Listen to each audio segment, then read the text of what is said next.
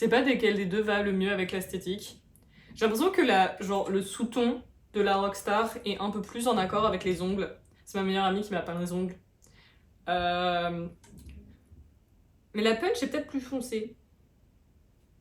Après, la Rockstar, ça fait un petit rappel avec mes cheveux, j'aime bien. Magnifique.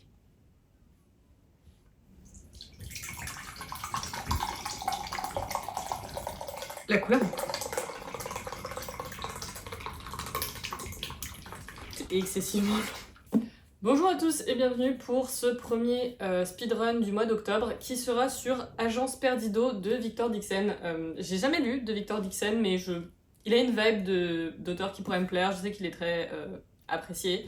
Et en plus, le livre a l'air vachement bien. J'aime bien les histoires pour enfants, j'aime bien tout ce qui est un peu épouvante pour jeunesse, donc c'est fait pour me plaire. Pour résumer rapidement, on est dans un univers où toutes les choses perdues, que ce soit des objets ou des humains, ne se retrouvent pas perdus par hasard, mais tombent dans les oubliettes. Ce sont des petites dimensions de poche qui sont créées par des croque-mitaines. Et notre personnage principal, Lucie, découvre qu'elle est retrouveuse, c'est-à-dire qu'elle a la capacité d'aller dans ces univers de poche pour récupérer les objets qui ont été perdus. Suite à cette révélation, elle va être prise sous l'aile de Rita Perdido, qui est une retrouveuse très expérimentée et extrêmement chelou, qui va l'aider à retrouver la chose la plus importante qu'elle n'ait jamais perdue, c'est-à-dire sa maman, qui a disparu un an plus tôt d'une manière extrêmement suspecte. Dans cette quête, elle va se retrouver emmêlée dans des aventures beaucoup plus grandes qu'elle et beaucoup plus compliquées qu'elle, qui contiennent notamment beaucoup de secrets familiaux et quelques objets magiques perdus.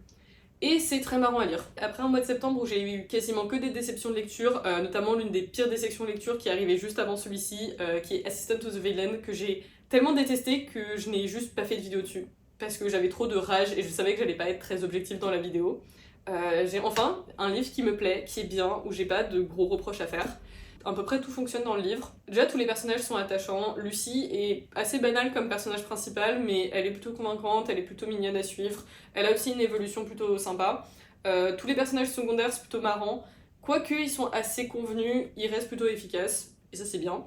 Au niveau de l'intrigue et de l'histoire, ça avance bien. Le rythme est très satisfaisant, c'est-à-dire qu'on a un bon équilibre entre des moments un peu plus contemplatifs, un peu plus de description, et tout ce qui est action. Victor Dixon, clairement, sait comment écrire un roman. Le seul petit souci, c'est au niveau des révélations. Je trouve qu'elles ont tendance à... Enfin, tout ce qui est exposition a tendance à être un peu balourd, notamment des moments où on va avoir un personnage qui va se mettre à exposer genre 3 pages de lore.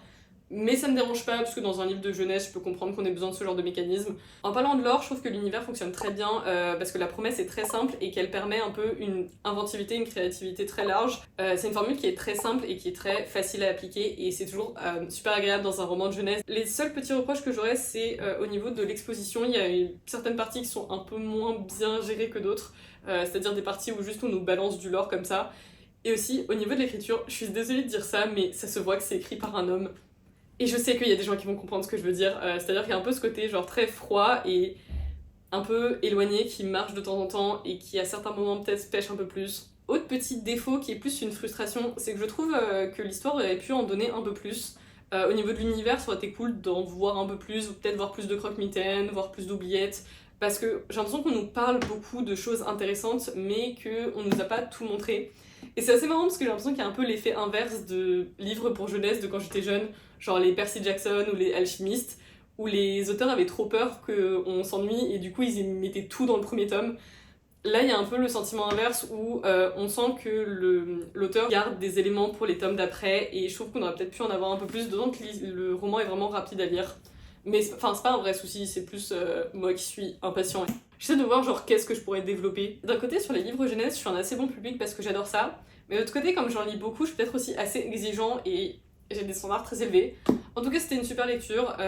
Je suis très contente que ce soit bien passé pour une fois. Et ça annonce très bien mon mois d'octobre, où en plus j'ai plein de livres que j'ai repérés. On se retrouve dans pas trop longtemps pour, si tout va bien, une vidéo beaucoup plus compliquée et beaucoup plus travaillée.